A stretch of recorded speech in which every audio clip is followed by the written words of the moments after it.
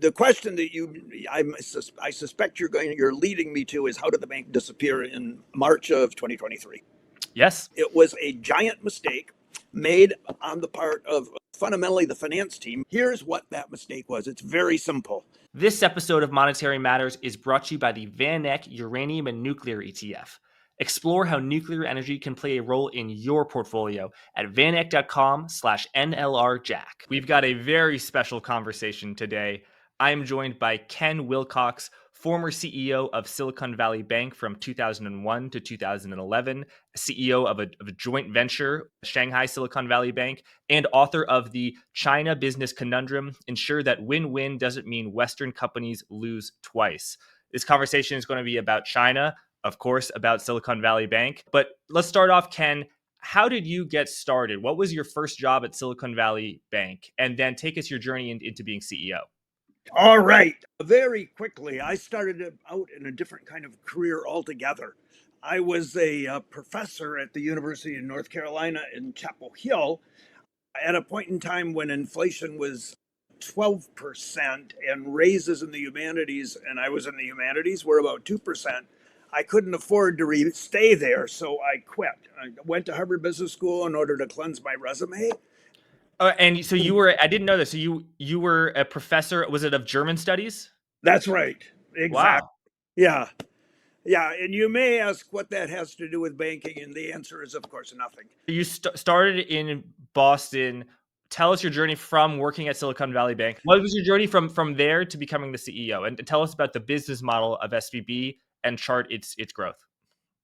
It's a good question. I'm glad you asked that. When I joined Silicon Valley Bank in 1990, and as I said, there were fewer than 100 people, we had what was called the three-legged stool business model. The idea was that we would present ourselves to the public in general as a bank for early stage venture-backed technology companies.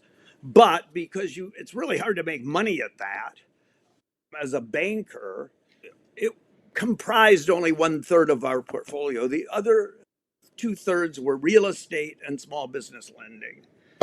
So when I got to Silicon Valley Bank in 1990, because the Federal Reserve was so actively placing all the banks in Boston under orders, cease and desist orders, it turned out that our tiny little outpost with 4 or 5 people on Route 128 was the only bank that was active for a couple of years.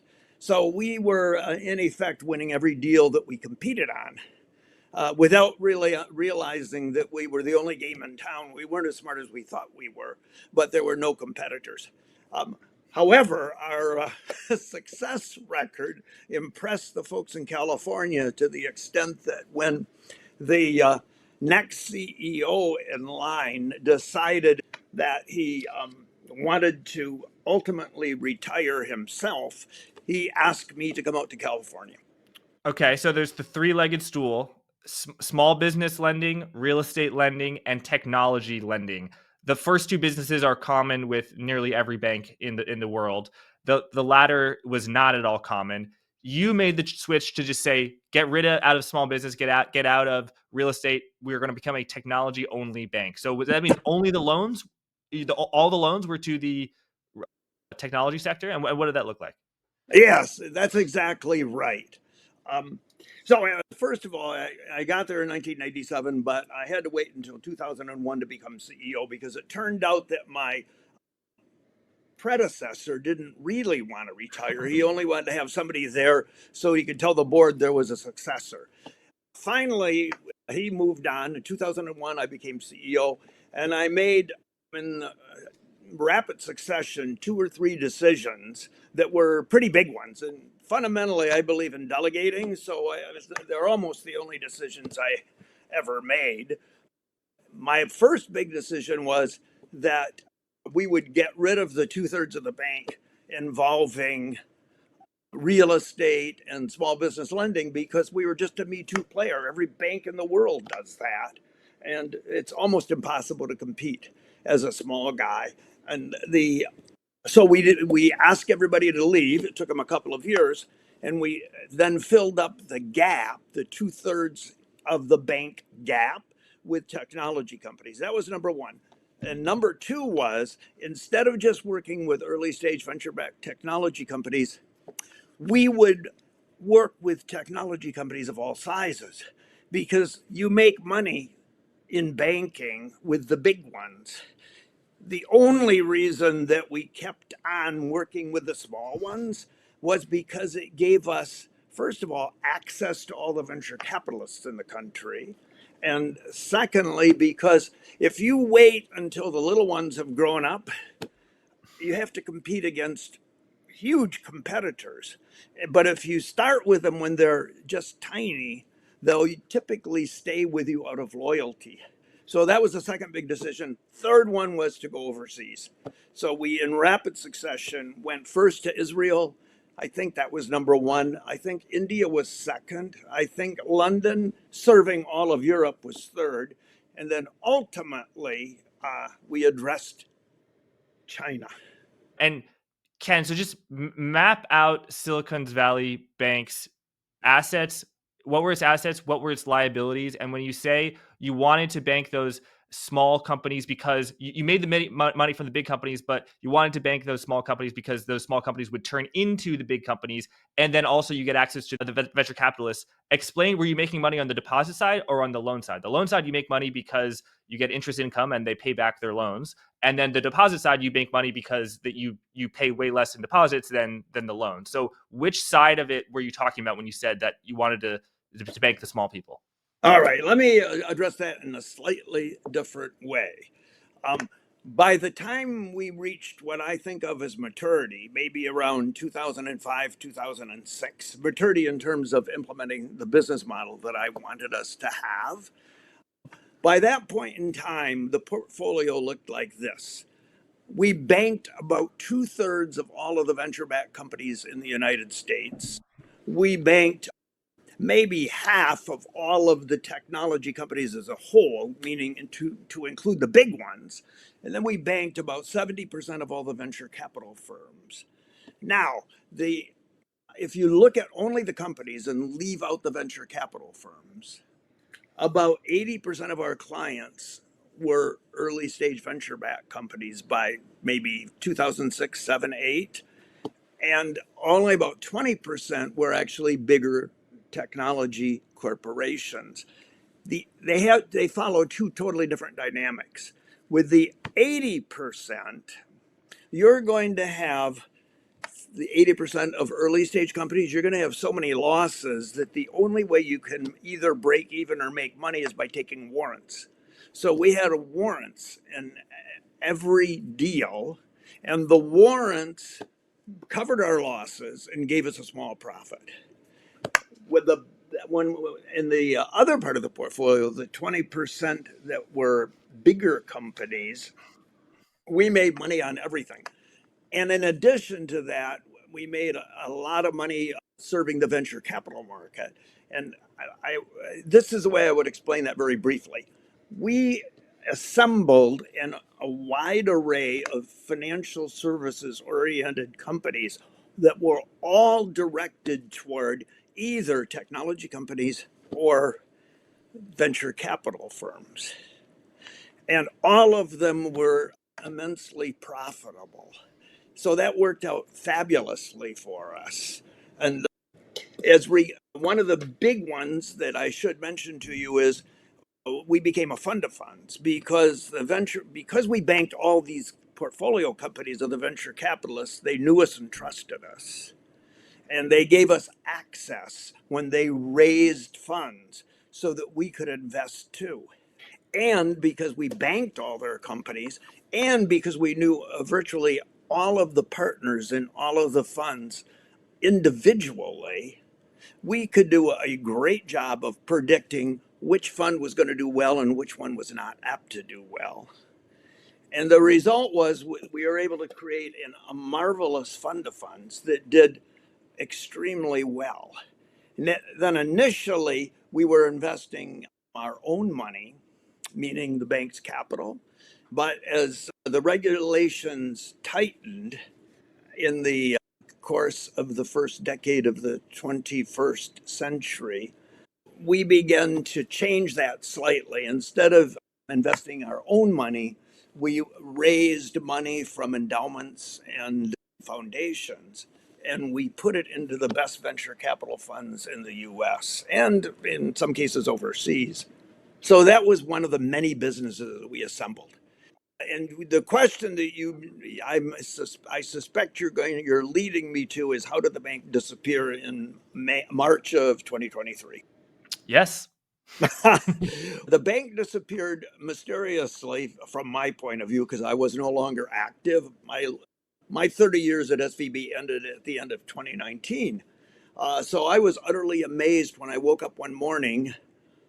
We were visiting our son in the Marine Corps in North Carolina. I looked at the New York Times and the Wall Street Journal online and found out that the bank was in deep sneakers. 3 days later, it disappeared. It took 3 days. So what happened? It was not the business model. I know that sounds a little offensive, but it was not the business model. It was a giant mistake made on the part of fundamentally the finance team, but then supported by all of the various lines of defense in the bank. A big mistake. Here's what that mistake was. It's very simple. When the COVID set in, the Federal Reserve, in effect, flooded the market with liquidity. That liquidity found its way into many banks. Many banks couldn't figure out what to do with all these excess deposits because banks typically target an 80% loan to deposit ratio. And if suddenly they're flooded with liquidity, that loan to deposit ratio goes from 80 down to 30 or 40, not because the loans went away, but because the deposits went up. CFOs look at that and say, that's horrible. What are we going to do with all those? And they start devising schemes. So they put them into interest bearing securities. And some CFOs, like ours, I guess, chose longer term interest bearing securities because they paid better. But as you know better than most, if interest rates go up, the value of your interest bearing security goes down. And that's what happened. And they got caught announcing a substantial loss, not the kind of loss that would bring a bank down, but a substantial loss that fateful day in March of 2023. And because we had social media at that point in time, depositors were, not that they intended to, but they were able to actually create a run on the bank. Within a day and a half, the bank lost about half of its deposits. And that was just out of fear. Nothing more than fear. So that is the story. Can you say that the business model of Silicon Valley Bank isn't what brought it down? I might disagree with that. Wasn't it the business model to get tons of non-interest bearing deposits from venture capitalists? And what I totally grant to you, Ken, it was not, let's call them Silicon Valley Bank assets. The assets that you and Silicon Valley Bank were known for in building your franchise, of the loans to the wine companies, the loans to the technology companies where you get warrants, the capital call loan business. It was in terms of on the asset side, it was all interest rate risk, not credit risk. Two ways for our audience that you can lose money investing in loans or fixed income instruments is credit risk, you don't get paid back, or interest rate risk, interest rates go up and you will get paid back. It's just worth less because you invested in a 10-year note at 2%, and now the 10-year treasury note is at 5%. And those numbers are actually pretty accurate as to what Silicon Valley Bank did. I think in their 2022 annual report, their fixed agency mortgage-backed securities, which are very similar to treasuries, the weighted yield was 1.5%, and the yield now is 5% or even higher. So it was all of the excess deposits that flooded into the system that are so valuable. And Ken, isn't it the case that it's tragic but somewhat ironic of why Silicon Valley Bank failed, because it had all the things that you want as a banker. Banks fail because their loan to deposit ratio is too high, not too low, right? And what you want as a banker is tons of non-interest bearing deposits. And that's what Silicon Valley Bank did. And then poof, they were gone. Exactly.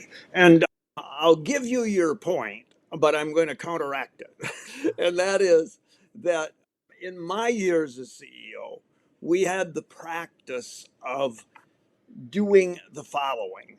An entrepreneur with a technology company comes to us one day and says, I'd like my company to bank with you. And by the way, we just raised 100 million in venture capital money, and we want to place that with you. In my era, we would have said to that CEO or CFO, we would have said, great, thank you. We'd love to have you with us, but let's do it this way. You take that $100 million and put maybe 20 million of it on our balance sheet, and just the non-interest bearing, the checking account. We'll just handle your checking account. But you don't want to put $100 million into a checking account. Take the other 80 million, we'll help you, and put it into money market mutual fund accounts, and particularly those that reprice every single day. And we'll connect you with good ones at Federated or at Fidelity, because we didn't want to have all that cash on our balance sheet, because first of all, it's conceptually a drag on equity, on return on equity, and there's an inherent danger there. And that's the way we handled it. I understand, although I don't know because I wasn't there, I understand that we dropped that practice after I left the bank and moved to China. And I think that the bank ran into an objection on the part of customers. The customers began saying, at least this is the way it's been explained to me, customers began saying, well, we want one-stop shopping. We want to do everything with you.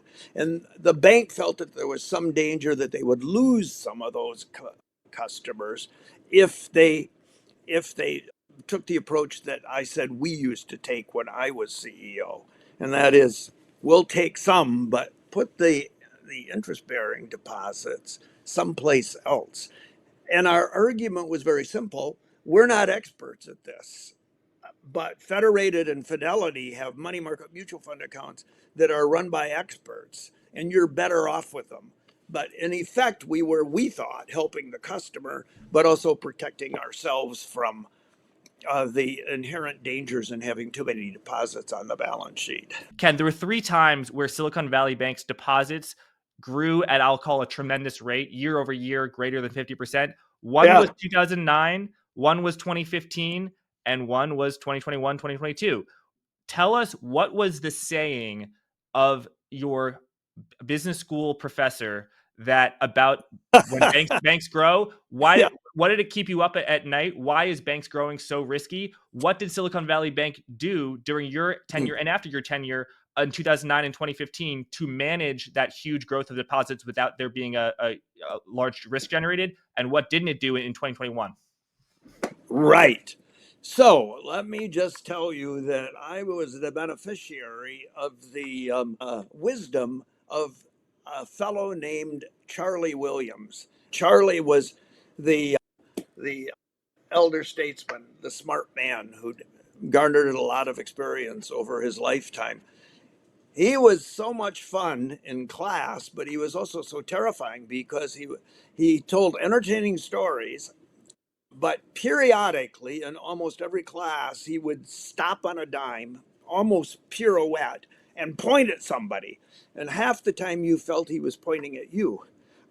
He probably wasn't, but you felt like it.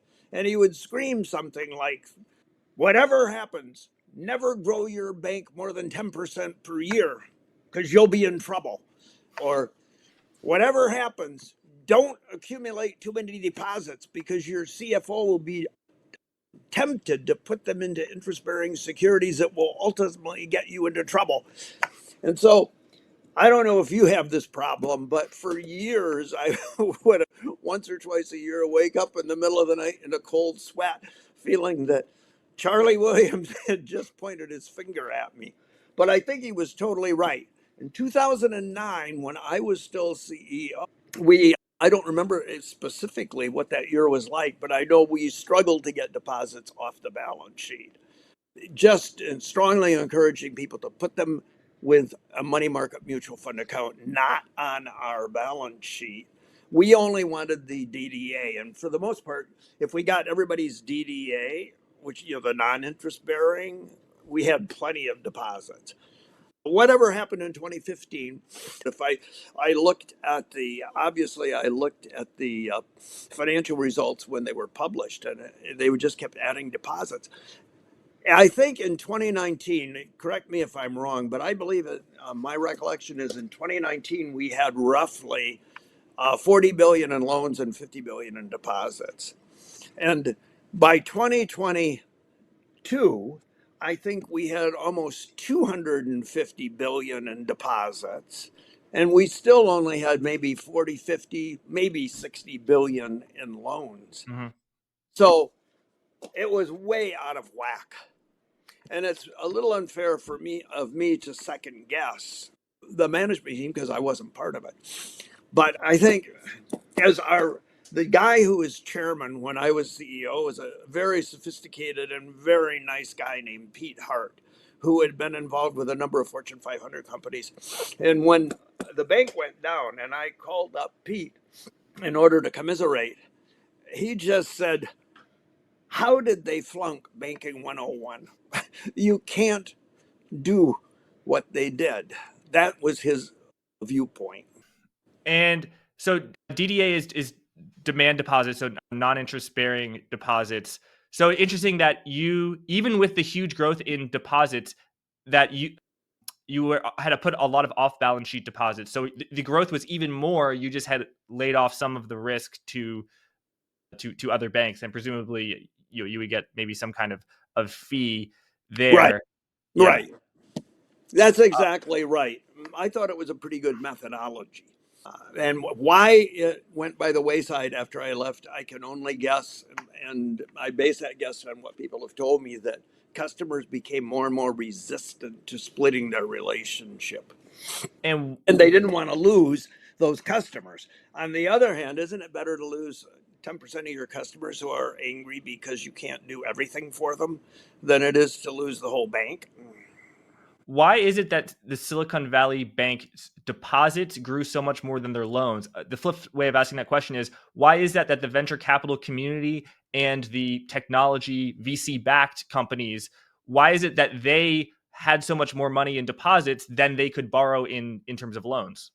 And that's a good question. I'm not 100% certain that I understand all of the dynamics, but I do think that, as I said before, once the COVID set in, the central banks, actually in more than one country, were busy pumping liquidity into markets in order to buoy them up. And a lot of money found itself into venture capital funds. And of course, when that happens, the prices of assets go up because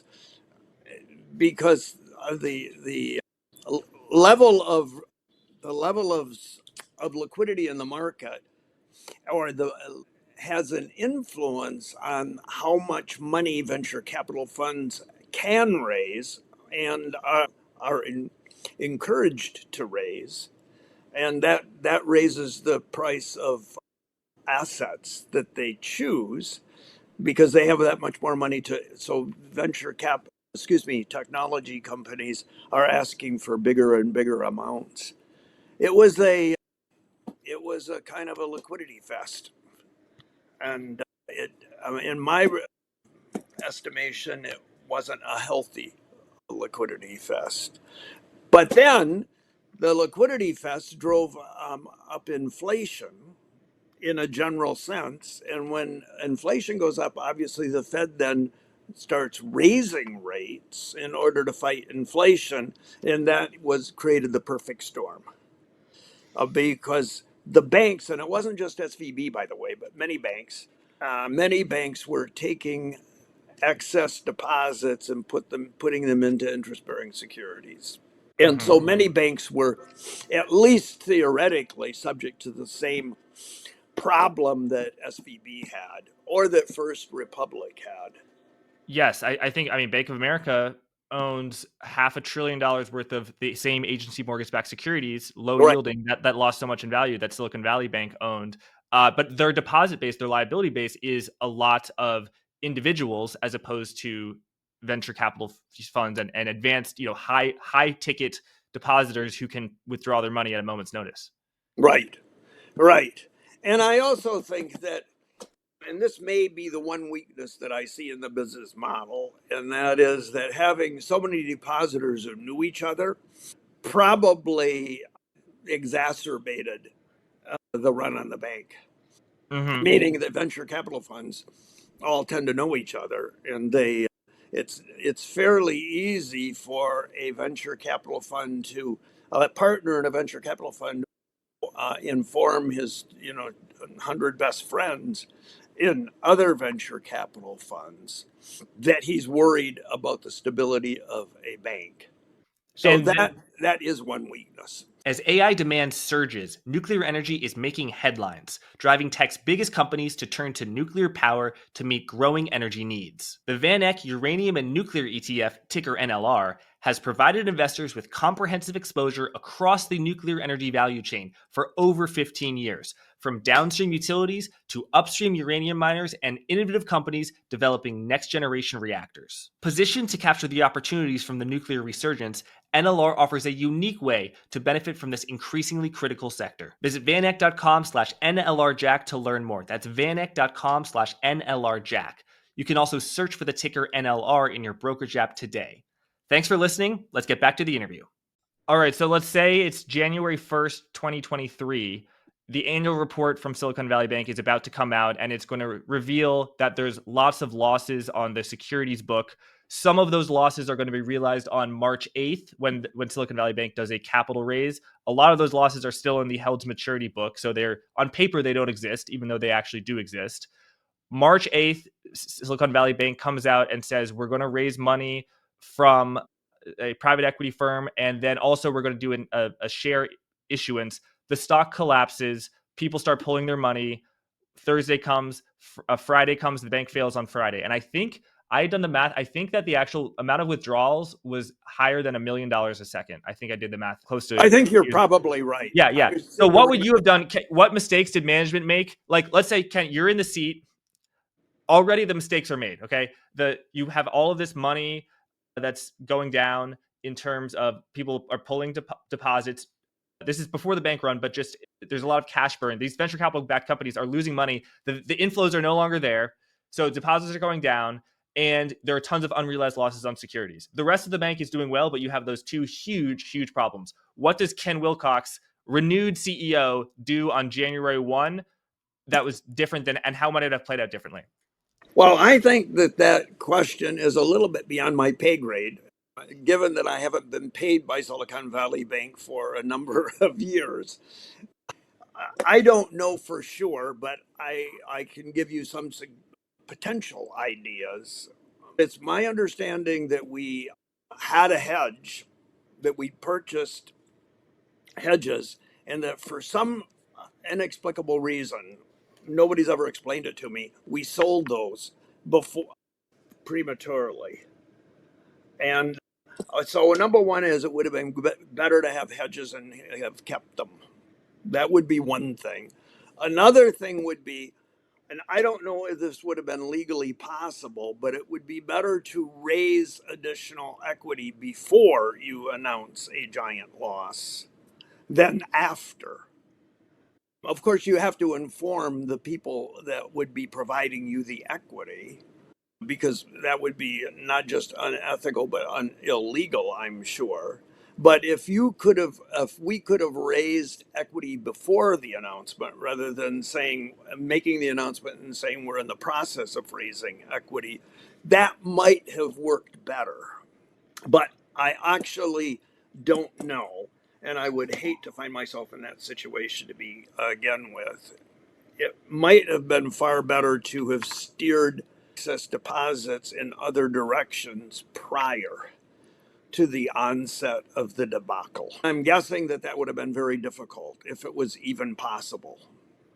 Mm-hmm.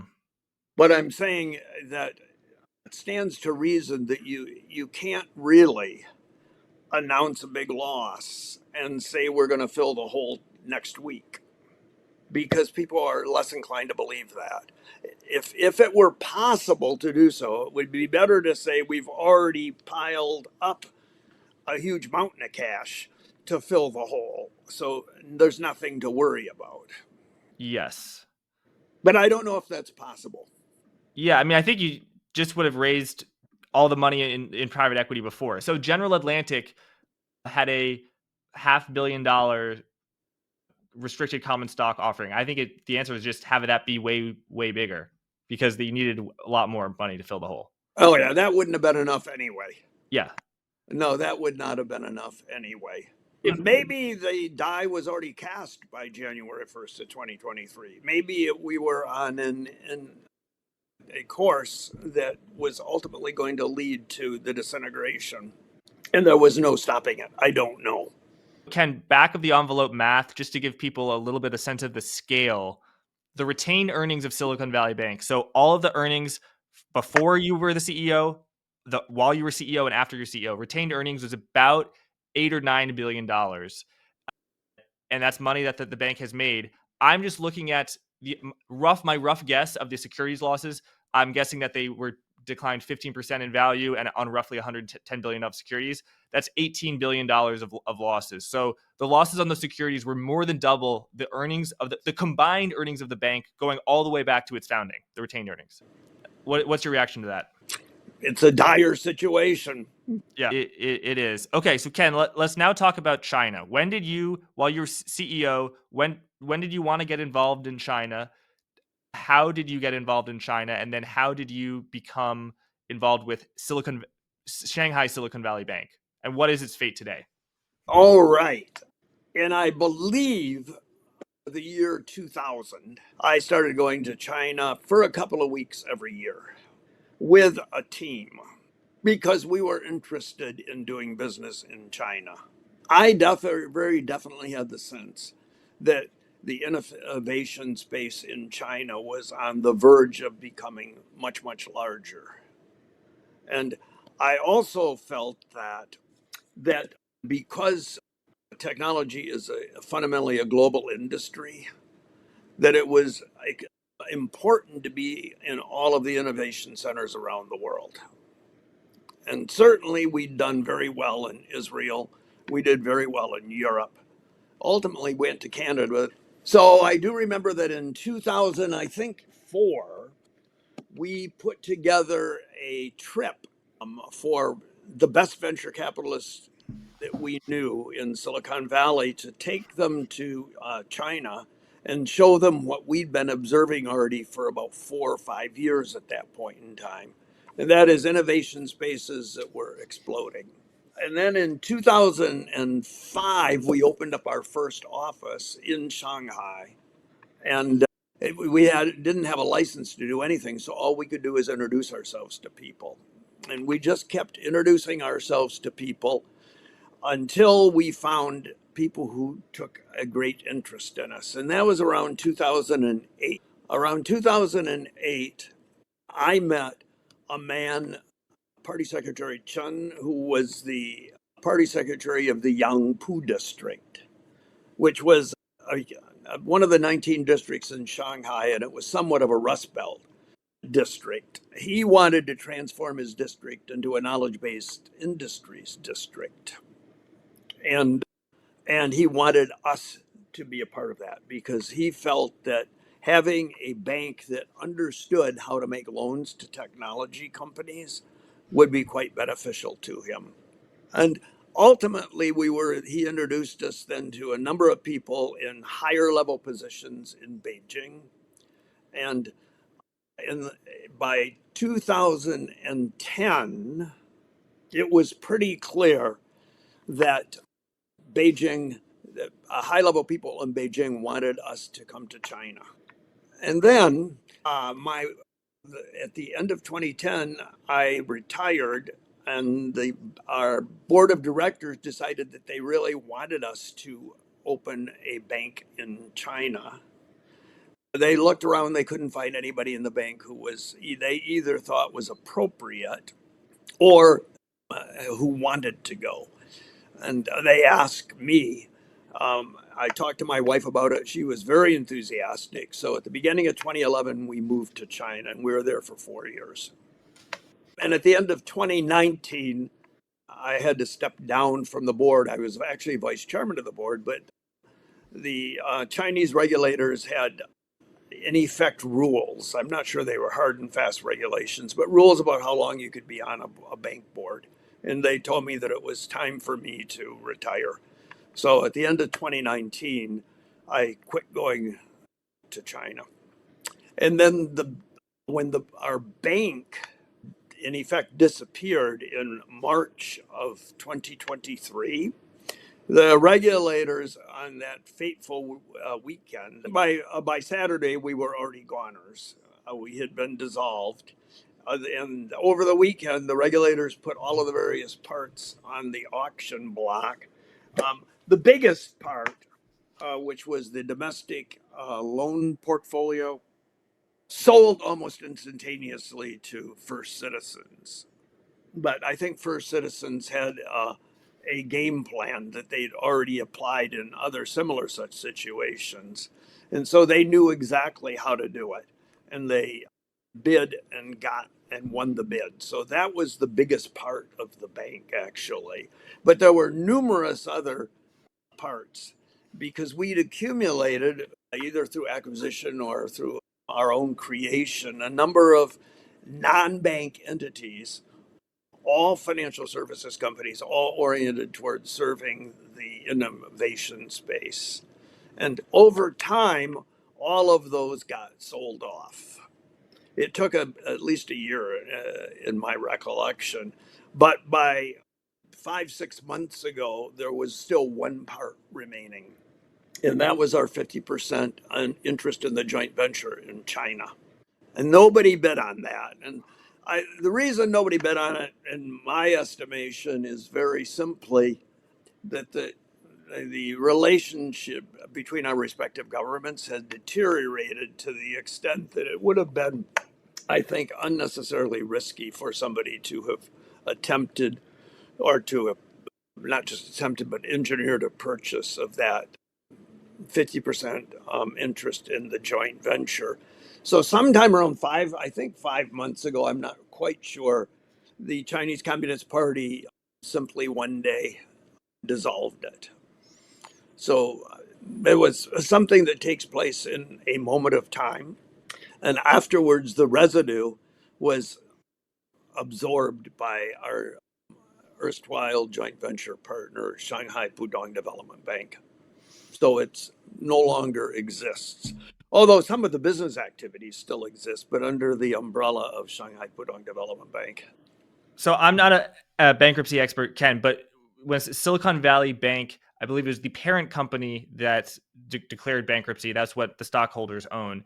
They had the Silicon Valley Bank, the actual bank, which with all the assets. First Citizens bought that. Then there are many other subsidiaries: MoffettNathanson, Boston First, Lee Ring Partners, and others. You're saying all of those got bought, but one. And the one thing that didn't get bought was Shanghai Silicon Valley Bank, which is joint owned by Silicon Valley Bank Financial Group as well as Shanghai Pudong Development Bank. So did SVB own 50% of did the bankrupt stock own 50% of that thing? And why didn't people get paid off? I mean, you said politically, but we live in a world of laws. You can't just say, oh, I used to own 50% and now I own 100%, right? Or did the entity get itself devolved? Like, isn't there theoretically a entity, whether it's the FDIC or the bankrupt company of Silicon Valley Group, SVB Financial Group, that owns 50% stake in this joint venture? Well, first of all, you begin your question by saying we live in a world of law. And I'm not sure there is a universal law that governs this particular situation.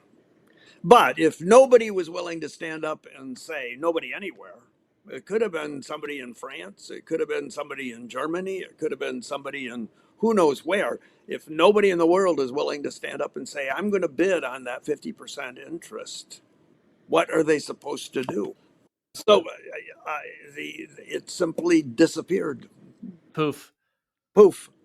Yeah, I mean, but theoretically, it still exists, I guess. Okay, so you've tell us about founding the you're there in 2011, 2012. You're founding a joint venture. You want to have a partner. Your partner is Shanghai Pudong Development Bank. You were very excited. You're giving you awards. They're getting drunk with you. The Chinese officials, the Chinese bankers. At what point did you realize that maybe it wasn't going to be that easy of a journey, and that basically you were being played and maybe even being screwed? Well, truth be told, yes, that is a realization that we came to very slowly in the fullness of time. And by the way, I want to correct one thing you said. We weren't all getting drunk together Yeah. because I don't like to get drunk, but they did. Yes. And the alcohol that they try to insist that you consume at meetings of the sort that you're describing, which is called baijiu, which is an extremely strong form of alcoholic beverage. I've actually seen people collapse and go unconscious in sessions of that sort, drinking baijiu. So, but I wouldn't do it. I fought against it. So, but anyway, let me describe to you two or three high points in the course of our relationship with the Chinese Communist Party that will cast some light on the what's ultimately the answer to your question. So, I want to start by saying that when we went to China, I think on the one hand, I was ill prepared and naive. On the other hand, I had what I would call an open heart and an open mind. It's my belief that China is more different from the US than almost any other country that I visited, and I visited a fair number of them. But going back to the high points of the story, I'm going to give you three or four high points that will give you a sense of how things evolved. The first high point would be sometime in 2009 when Party Secretary Chun of the Yangpu district, in an effort to help me get a license for our bank, introduced me to a gentleman named Yu Zhengsheng. Now, Yu Zhengsheng has since passed away. At the time, in 2009, he was party secretary of all of Shanghai, which, as you know, is a city province. Shanghai at the time had 25, 26, 27, 28, 20 million people, somewhere in that neighborhood. Yu Zhengsheng was important enough that when Xi Jinping came to power in the fall of 2012, Yu Zhengsheng was elevated from party secretary of Shanghai to a member of the standing committee, meaning conceptually he's one of the most seven or so most powerful people in China. So this was not your average fellow here. So in the course of a handful of meetings that took place in 2009 and 2010, Yu Zhengsheng told me that he and his team had scoured the earth looking for the best bank to help China, especially to help China develop its innovation space. And he was very explicit. He said, the best bank in the whole world to help us develop our innovation space is Silicon Valley Bank. And then I'll take it one step further. He actually said, it's not Morgan Stanley and it's not Goldman Sachs. They're great, but your bank is the one. And then he took it even one step further. He said, and Ken, you are one of the smartest people I have ever met. You understand China to a far greater extent than other Americans that I have spent time with. So I knew, Jack, that I was being played, but I will admit that it was encouraging because it gave me the sense that we were on the road to getting the license that it was my job to get. So that would be, by the way, in the course of time, he also added that you will need a joint venture partner. I would, in my naivete, I would have gladly attempted to establish a bank without a joint venture partner. Mm-hmm. But his reasoning was you need one because China is so different and it's very difficult to understand how China works. Your joint venture partner will guide you. But not to worry, we've found one that we think is appropriate and we'll introduce you. So that's kind of an early phase. Of course, I knew I was being played, but I also felt that I was on the road to where we wanted to go. Then let's fast forward a couple of years. Everything takes time in China, mostly because they have a long term plan. They know where they want to take you, they know where they want to go. You may feel the pressure that you put on yourself, or that your board puts on you, or that you believe the world is putting on you to do things faster. They know exactly how fast they want you to get there. And they are in a position to control that because the Chinese Communist Party can control anything it wants to in China.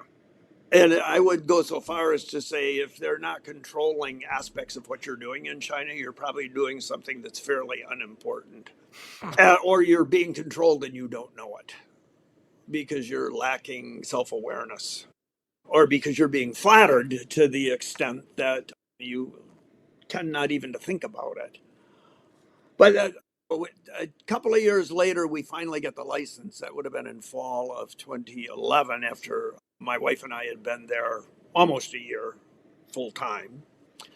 They come to us with the license and they present us with the license. And they, of course, tell us that it's a very happy day for them because this is something we both want. At the same time, however, they make it clear to you that there are extenuating circumstances beyond their control, which of course is somewhat of a prevarication because the Chinese Communist Party can control anything it wants to.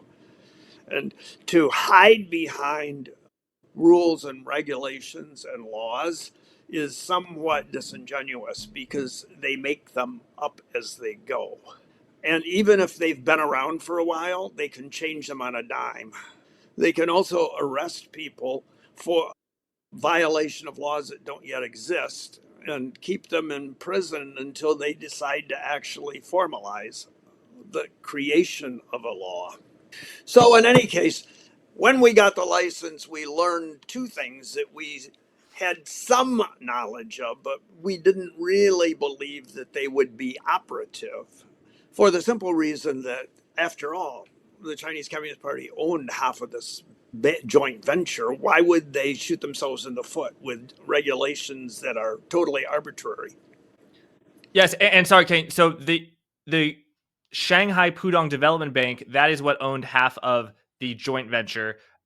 It is a state-owned bank, but it does have it is publicly traded. I don't know. It's possible that only 1% of the shares are owned by the public, but it is a publicly traded company. So it's not technically the CCP, but one point you make in the book is that the companies and the Communist Chinese Party are the same thing. Functionally, they're the same thing. Yeah, Obviously, yeah. paper, they're not the same thing. Yes. But functionally, they're the same thing.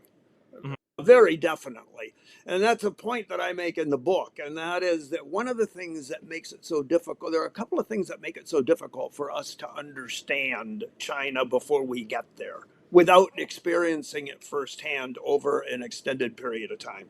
The first thing is that we, like human beings everywhere, have mental models that enable us to interpret what's happening around us. So we have mental models about how business works, how government works, how parties work, meaning political parties, and we take them with us wherever we go, and we observe what happens, and we try to interpret what happens, but it's through the lens of our mental models. And it's, if you take those mental models to the UK, you'll get most everything right. Not everything, but most things. But if you take them to China, you'll get most things wrong. I know American business people who spend 5 years in China and come home after 5 years misinterpreting what they see, to the same extent that they did on day one. What's an example of that? I'll give you a couple of examples. One of them is the distinction between government, party, and business. So I had a conversation partner, the person who is the highest ranking person on the other side of the table at Shanghai Pudong Development Bank. And I remember initially, sometimes when I had conversations with him, wondering, now, is he thinking, what hat is he wearing today? Is he wearing his Chinese Communist Party hat? Or is he wearing his banker hat? Or is he wearing his government hat? And it took me a long time before I realized he's wearing all three hats at once. And it took me an even longer time before I realized that he doesn't even think about it that way. He's not aware of the fact that these are three different hats. In his mind, that's all the same thing. Mm-hmm. But in my mind, at least initially, they were three different things. But the truth is, all the banks in China are owned by the government. And the government is 100% controlled by the Chinese Communist Party. So there's really no meaningful distinction to be drawn between these three. And it's not like one can take the other to court if they disagree with them. There is no recourse. So that would be an example in my mind of what I'm talking about. And the other thing is that you'll notice there are plenty of books coming out, more and more. And there have been books coming out for a couple of decades anyway, 3-4 decades, about China, but they're invariably written by policy people, think tank people, academicians. And I'm not saying they're not good books. They are good books. But most of the authors of those books have never done business in China. And people that do business in China don't typically write about their experience for, I think, a couple of different reasons. Either they didn't understand it themselves totally, or another reason would be that they don't want to invite retribution from the party, because the party will punish people who criticize it.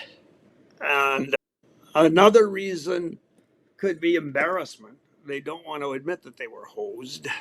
In some cases, they're not even aware of the fact that they were hosed or are being hosed or played or taken advantage of. So and how are companies in China, Western companies that go into China, how are they hosed, screwed, taken advantage of? How was Silicon Valley Bank hosed, screwed, and taken advantage of? All right, let's go to that then. Let's go back to the day we got the license. At the same time that we got the license, we learned that two different things that we didn't realize before. And you can fault us for not realizing these things, but I will tell you that it's hard to understand things that aren't made clear and that others can't really advise you on because they don't understand them either. But one thing we learned almost on the same day we got the license was that there was a law in China to the effect that any new bank with any foreign ownership, even 5%, could not use renminbi for its first 3 years. The currency of the country. Right. So go figure. That's a big deal.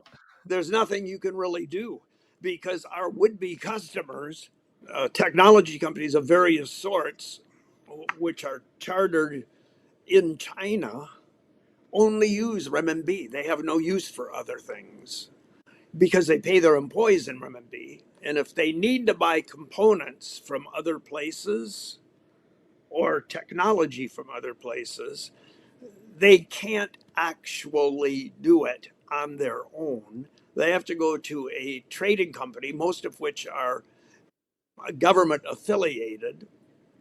They describe what they want. The trading company goes and buys it for them. They pay the trading company in renminbi. The trading company receives hard currency, which it turns over to the central government, to the central bank. And that way, the central bank accumulates massive amounts of hard currency. But the technology companies themselves have no use for any currency other than renminbi.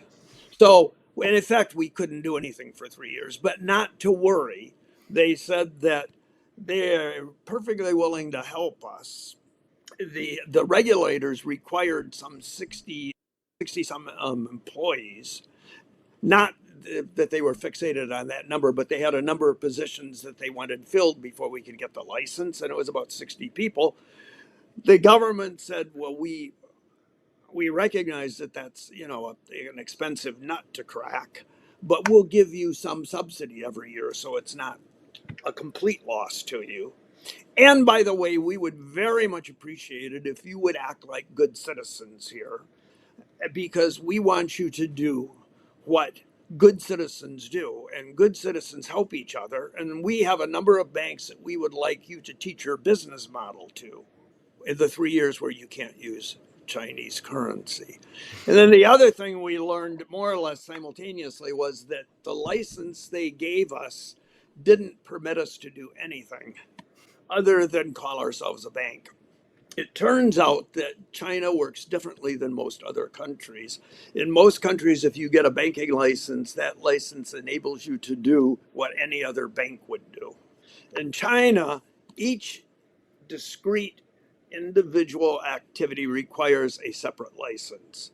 So you want to take a deposit, you need a deposit taking license. Oh, by the way, you need different kinds of deposit taking licenses for different kinds of deposits: interest bearing, non interest bearing, or high interest bearing is a different license. And loans, you want to make a loan, you need a loan making license, but not just one that covers all loans. You need one for making working capital loans and one for making term loans. And so the story goes. You want to exchange money for people, you need an exchange license. You want to have a website for your customers, you need a website license. And by the way, you can't even apply for the website license until you've been in business for a year. So you can see a bank like ours would have needed 15, 20 different licenses at a minimum. And we never got all the licenses we needed in the course of if we got our initial license to be a bank in 2011 and we disappeared in 2023, that's 12 years. We never got all the licenses we needed. So that would be a second high point. Let me get to a third high point. There were scores of high points in between, but I don't want to describe them all to you. But I can assure you that each high point revealed to us another aspect of the way China works, which slowly in the fullness of time led us to the conclusion that this was an impossible undertaking. Or, in other words, that we were being taken advantage of. Totally inconsistent with the spirit of the WTO, by the way. Maybe not in all cases forbidden by the terms of the WTO, but certainly in all cases inconsistent with the spirit of the WTO accession. So the third high point I'll mention to you was after 3 years, I spent most of the 3 years working on getting an exception, but I failed. And at some point, I did such a good job of working on getting an exception that people began telling me I was annoying the Chinese Communist Party all the way to the top, and would I please quit it, because it wasn't going to get me what I wanted.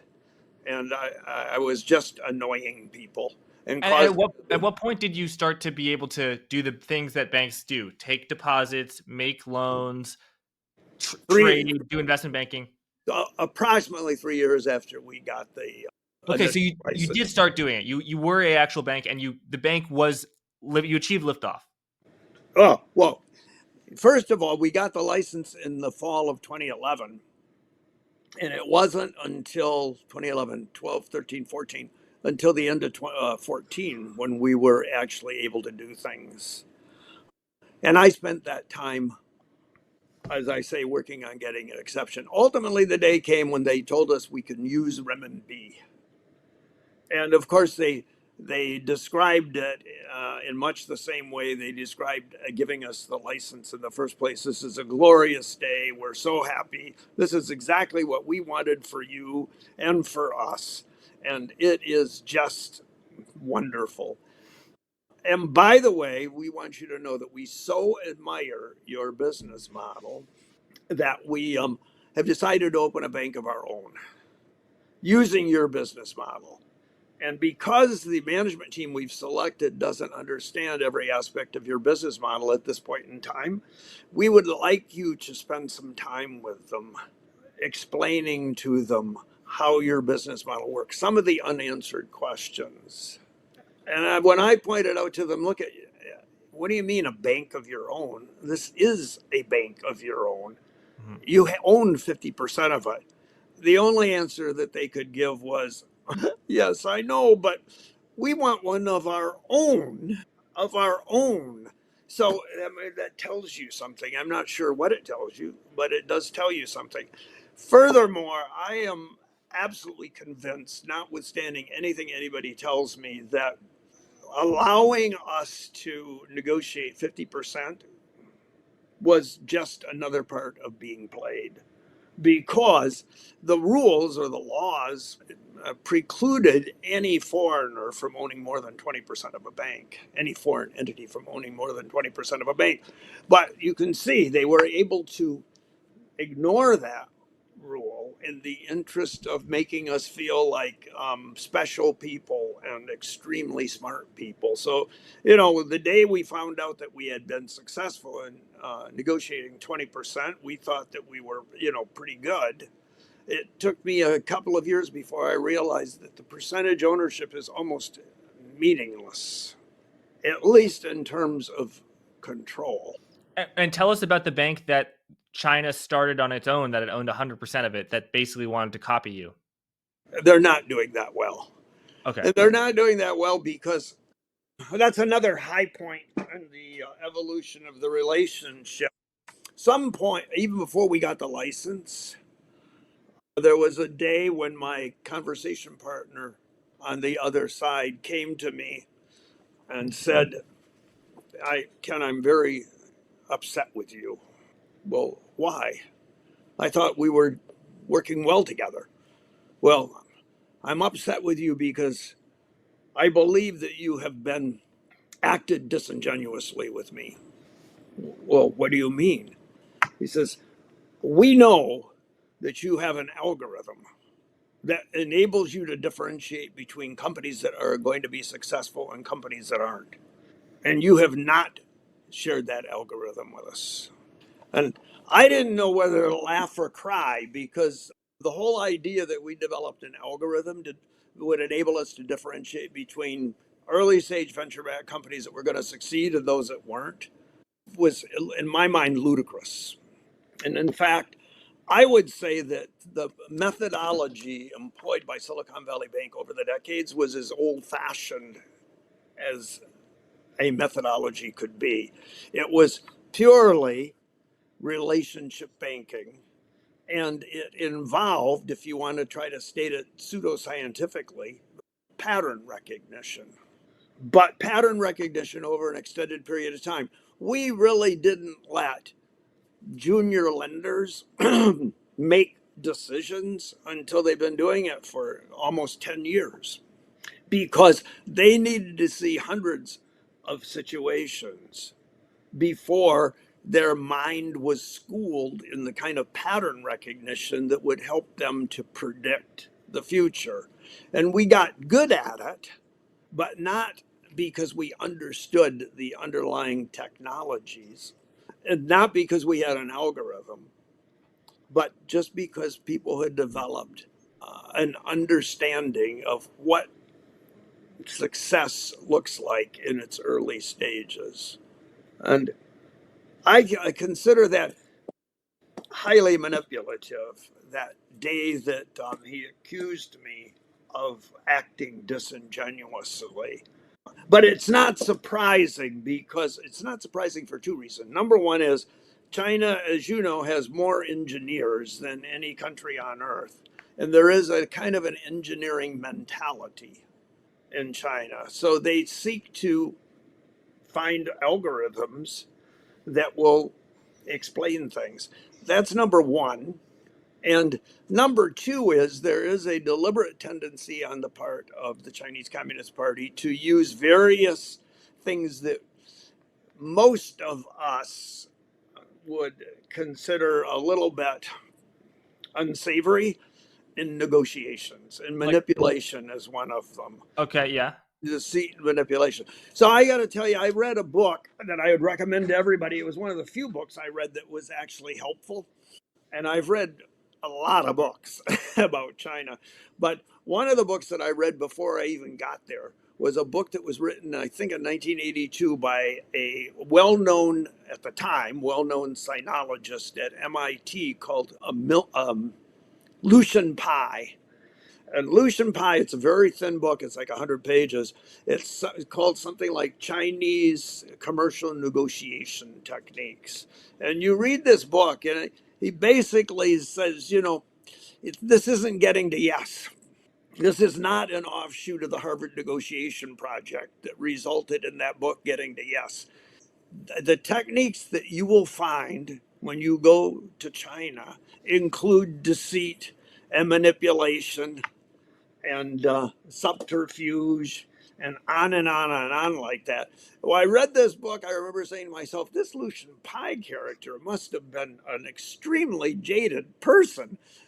I can't imagine that they work that way. I'm sure that they work like everybody else. If you treat people well and you work on getting to yes, so to speak, you'll be rewarded.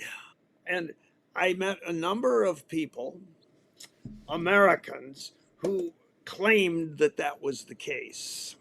But as soon as I got there, I began to see evidence of the truthfulness of Lucian Pai's descriptions. And over time, I experienced everything that Lucian Pai had written in his book. And so how else were you deceived? So you didn't have the licenses to do a lot of things. The 3 years in, you finally can take deposits and make loans.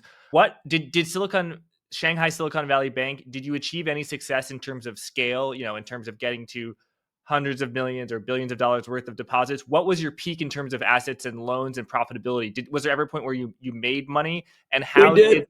the Chinese Yeah, Communist Party kind of hamper you if they did? let me see, probably fifth or sixth year, we started to make some money. Not huge amounts of money. And our growth wasn't as high as it could have been or as they wanted it to be. But I'll tell you what held us back. Part of it was our business model should never have gone to China in the first place. If we had understand the way that the China banking system works and the Chinese economy works, we never would have taken our business model to China. Because think about this. One of the things that has been a tremendous advantage to us in Western countries, including the US, is that bankers fear bankruptcy.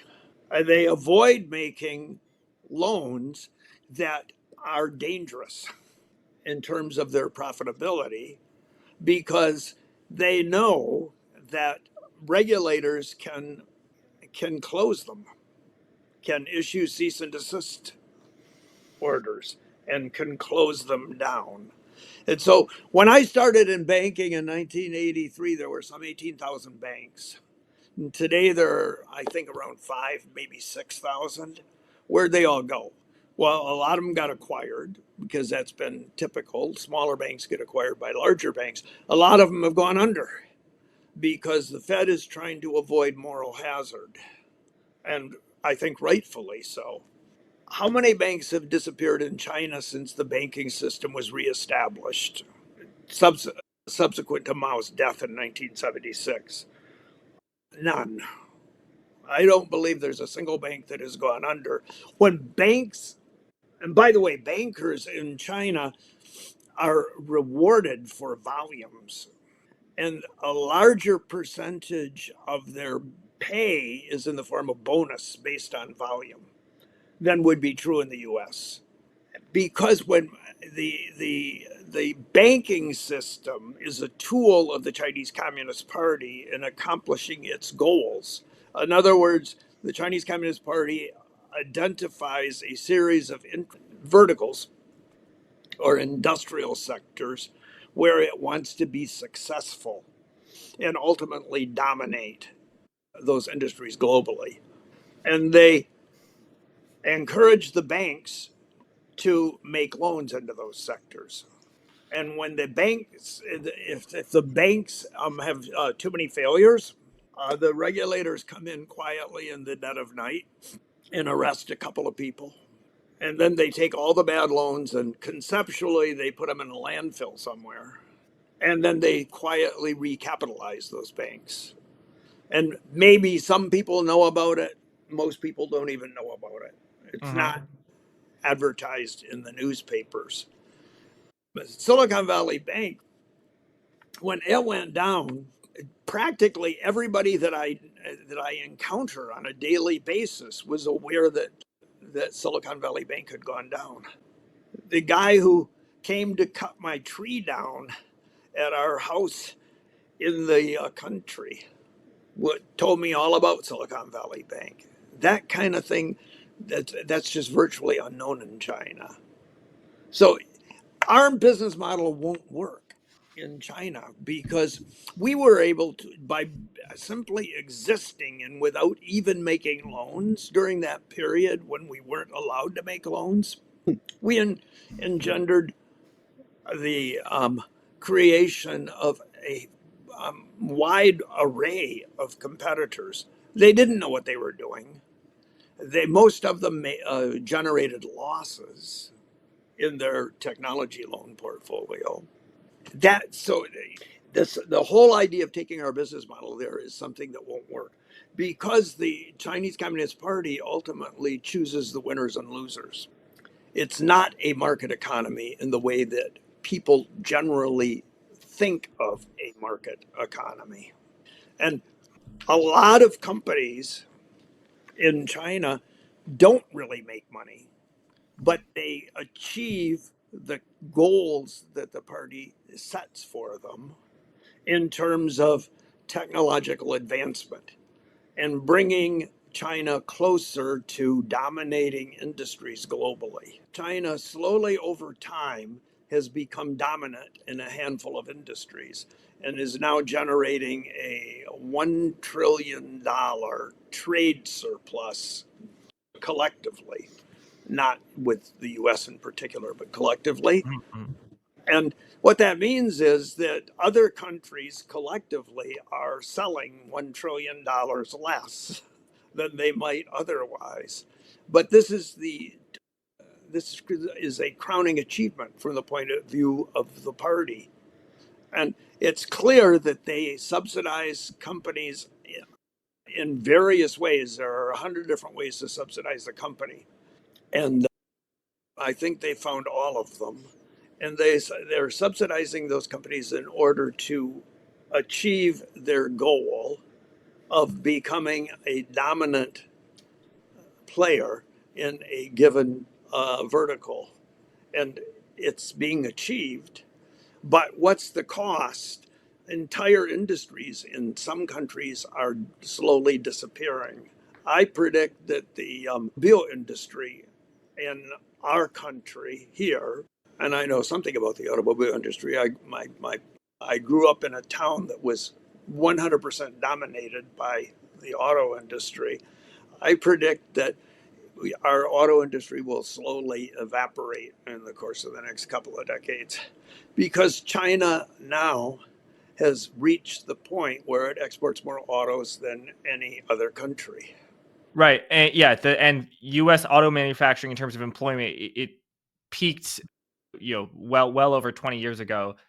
And first from competition from Japan and now from China. Ken, so I totally grant you your point that in the Chinese banking system, Chinese banks make loans because they have what's called window guidance, or they are told how much loans to make and to whom, to what industries to make those loans. So for a while, they just flooded the real estate market with tons of loans, tons of credit, billions, trillions of dollars worth of credit into the real estate industry. But you'll say 4 or 5 years ago, they were instructed to pull it out of real estate, So stop lending to real estate or slow it down drastically, and then lend to industry. So now banks are the ones who are getting tons of cheap credit. Excuse me, in manufacturers and industries are the ones that getting cheap credit, not real estate. But Ken, your point about moral hazard, wouldn't you say that the bankers and the corporate executives who were the CEOs of banks during the great financial crisis, wouldn't you say that their lack of criminal culpability, as well as, for example, Silicon Valley Bank, the then CEO Becker, he has never been there's any criminal cases at all. Whereas in China, it actually is somewhat routine, or at least heard of, that bankers go to jail. I mean, I just pulled up a story. The former chairman of China Life Insurance, Wang Bin, was sentenced to life in prison. The former CEO of the Bank of China, chairman, which is a huge bank, one of the big four, the big five in China, he was suspended to death, and then he has granted a reprieve. So, like, these people in China, they send the bankers who do bad stuff to death row. Wouldn't you say that that in China they do have a stronger punishment for bankers who make mistakes? Yes and no.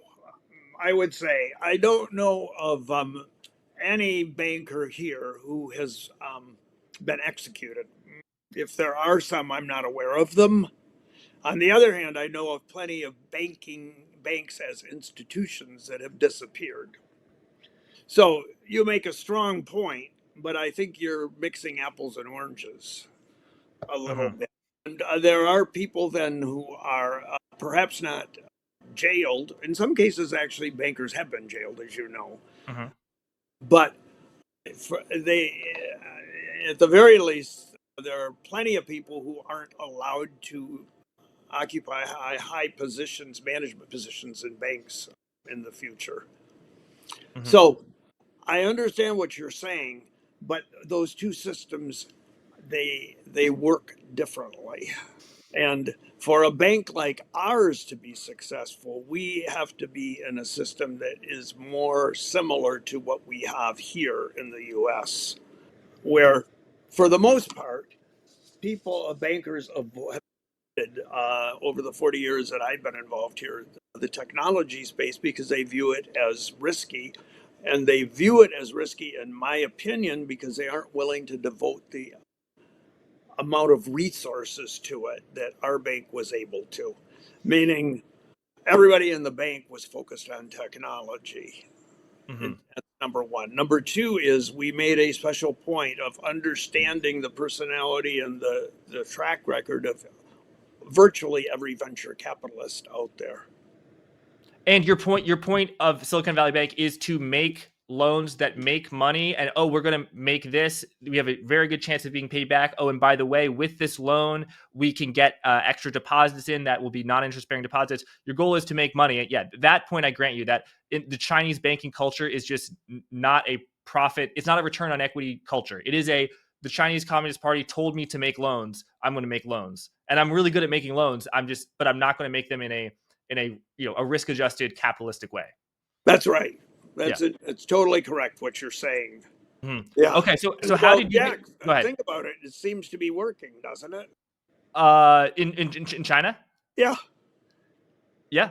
In terms of the growth, yeah, definitely. Definitely, and also the dominance of certain industries. So who is the Silicon Valley Bank of China now, where it is a big lender, the biggest lender to venture capital and venture capital backed firms? To the best of my knowledge, there is no single such bank. There are several, but many banks, even if they wanted to, are precluded from doing it because they haven't been given the licenses that would enable them to offer the products that the venture capital firms would want. So how was your growth hindered once you got the licenses? I understand that there's several licenses that you didn't get, but you got to you got to a specific size. You got to take loans, take deposits. I feel like what happened next in this chapter? Well, a lot of what you're asking me to describe is subtle and not easily provable. But I'll give you an example of what I'm referring to.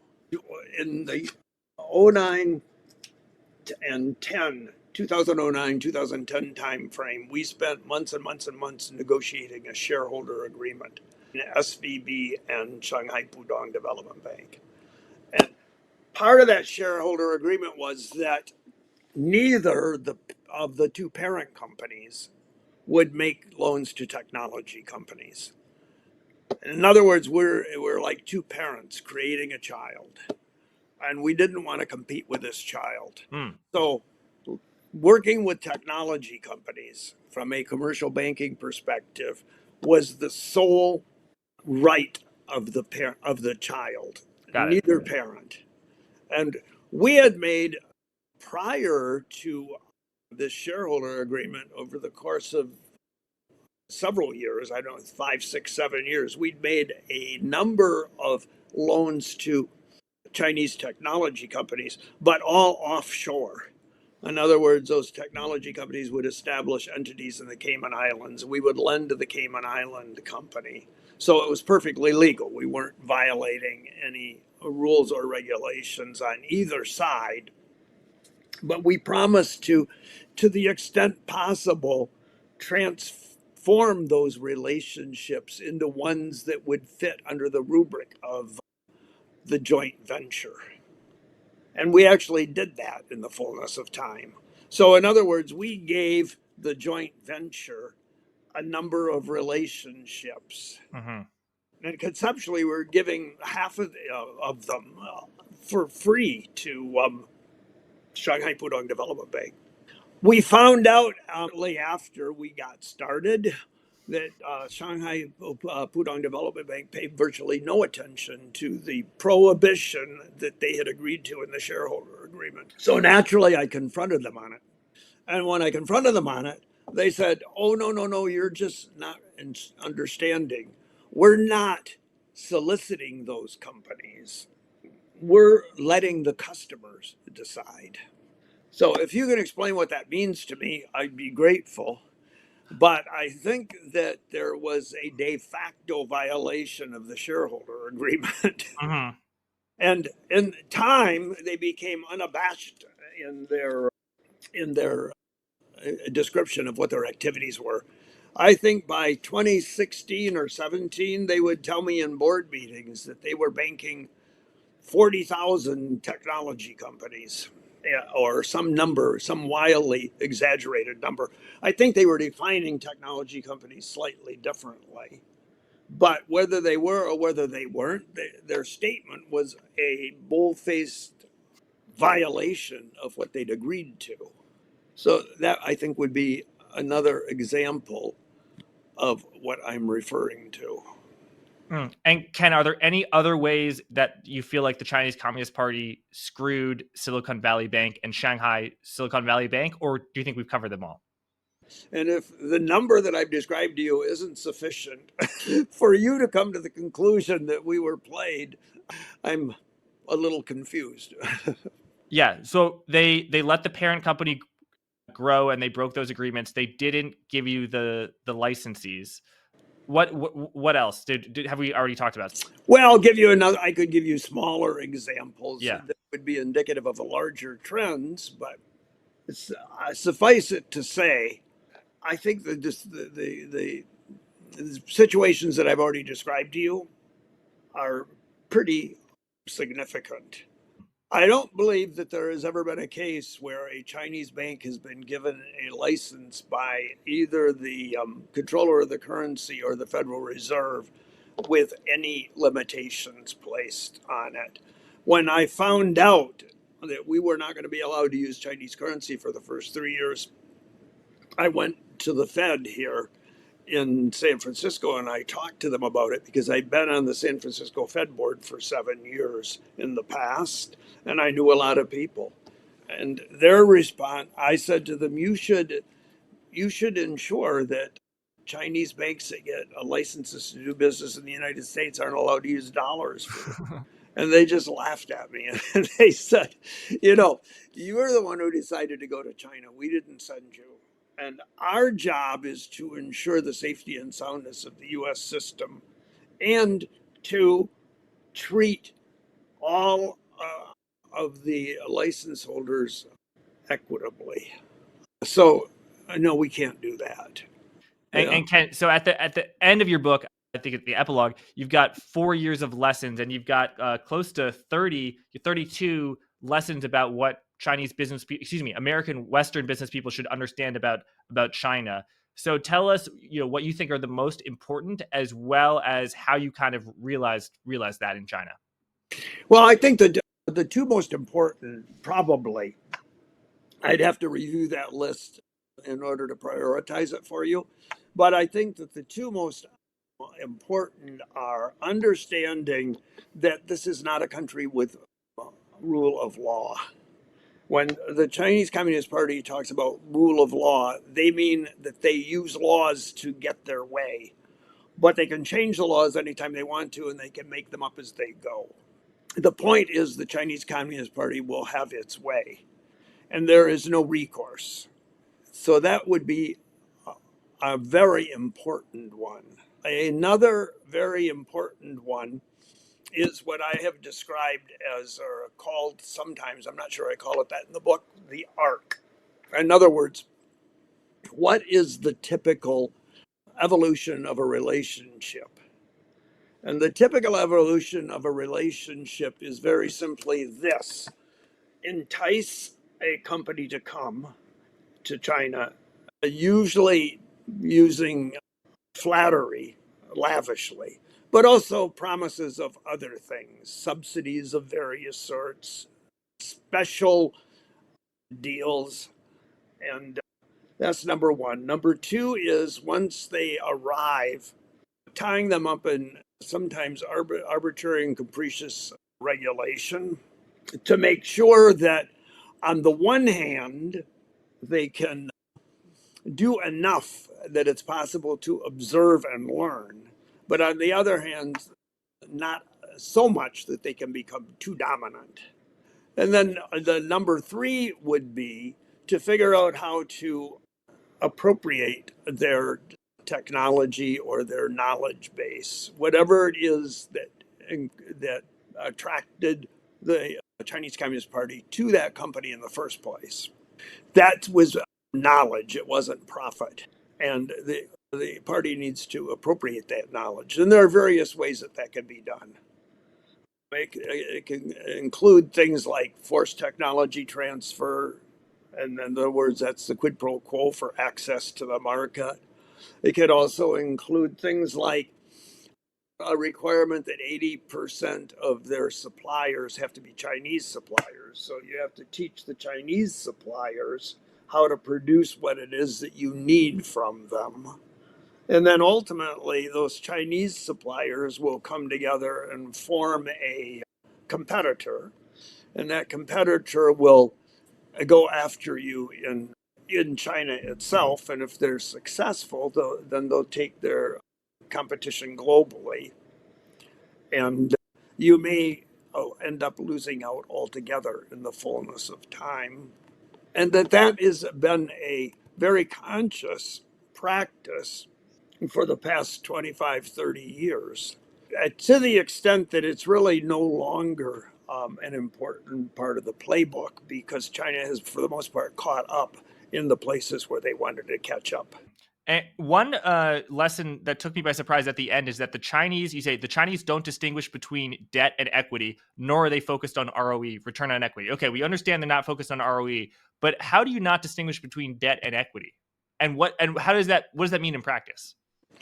What does that mean in practice? It means that if you were to look at compare our respective economies, adjusting for size, so you're looking at proportionality, not at absolute numbers, you would find that a certain percentage of what transpires in the U.S. is fueled by equity, and a certain percentage is fueled by debt.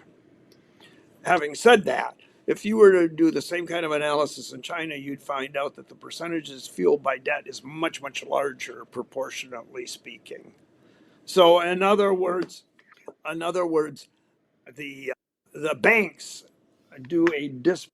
collectively do a disproportionate percentage of the financing of activities, and because they're not concerned about a return on equity. It doesn't make any difference. Money is money. And Ken, would you be an investor? Are you an investor in any Chinese companies or Chinese stocks? Because if, let's say, and I'm just naming one company, let's say JD.com, a retailer, if your average Chinese company, if credit is immense and the Chinese government is telling banks to make tons of non-profitable loans and they're making those at very low interest rates, that's a pretty good environment to be a company. It's horrible for banks. So, with your banker hat on, it's horrible. I understand. But in terms of being a customer of a bank, it must be pretty good. Yeah, that's true. That's true. And so what do you think about investing in Chinese stocks? And Well, first of all, I've never done it directly. Mhm. I have done it indirectly by putting money, my own personal money, into funds. There are various purveyors of funds out there in the US that invest in Chinese stocks, increasingly fewer though, Mhm. because they've come to realize that the dynamics of the Chinese stock market are different. That it's a different framework, a different set of rules, and a different set of causes and outcomes. So many of them have withdrawn, but Mhm. I've never really made any money in those funds. I've made money one year and lost it the next, and I finally quit doing it a couple of years ago.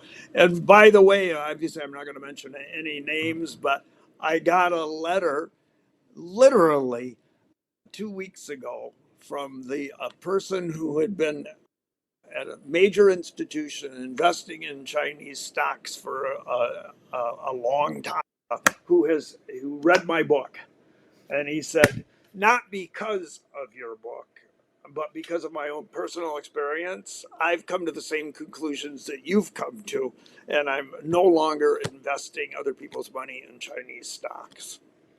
And so, Ken, your book is kind of a warning to business people doing business in China, foreign business people. It's also, would you say, a warning to investors in China, foreign investors in China? Yeah, I think so. I think Yeah. so, for sure. I think so. I think, though, that we've reached a tipping point in the US. There's absolutely no doubt about it. And the tipping point has more or less corresponded with just more or less, and corresponded with the publication of my book, meaning my book didn't cause the tipping point, but I think it ultimately and somewhat coincidentally reflects the tipping point. And I say somewhat coincidentally because I could have written this book 10 years ago and it would have been almost identical to what I wrote. Because my experience was so intense in that 4 years that I made an evolution from being extremely optimistic and I think extremely naive to becoming, I don't want to say jaded, but I think much more realistic about the ultimate outcome. But I just didn't write it right away. I let it ferment on my desk for a few years, and then I started writing when the COVID started. How do you think a U.S. is going to get along with China going forward? Not well, not well. I, I fundamentally, at a personal level, disagree with many things that Mr. Trump has done. Nor did I vote for him. But at the same time, I think his tariff war is absolutely necessary. It's going to cause a tremendous amount of pain for, I'm not saying it's going to cause pain for China, although it probably will, but it's going to cause a tremendous amount of pain for Americans because they're used to getting Chinese goods cheap. And the tariff war will slow that down. But if if we don't if we don't resuscitate the industries that have been hollowed out by China, we're not going to achieve success as an economy going forward, in my opinion. Hmm. Thing about the auto industry, if my prediction that it's going to disappear is correct, that doesn't just affect people that work in the auto industry. That affects all kinds of ancillary and industries as well. And I think that tariffs, I'm not a huge fan of tariffs, but I think that you can't live in a relationship, a trade relationships where you always have the deficit and the other party always has the surplus. It just won't work over time.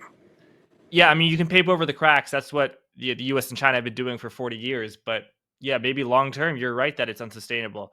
I don't know, but Ken, I mean, surely you know that you used to be a PhD professor, not of economics, but the economists absolutely hate tariffs. I have just for the sake of conversation, I've proposed to a few economists that tariffs maybe they're only 1% good and they're 99% bad, and I get looked at like the moon. I'm saying the moon is made of cheese.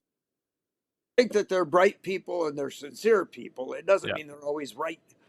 I think that what stands in the way of being right in so many areas of thought is principles and dogma.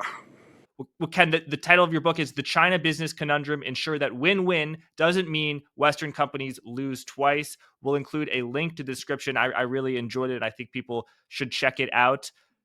Ken Wilcox, thank you for coming on. Thank you very much, Jack. Thanks for watching. Remember to check out vaneck.com/NLRJack to learn more about the VanEck Uranium and Nuclear ETF. Thank you. Just close the door.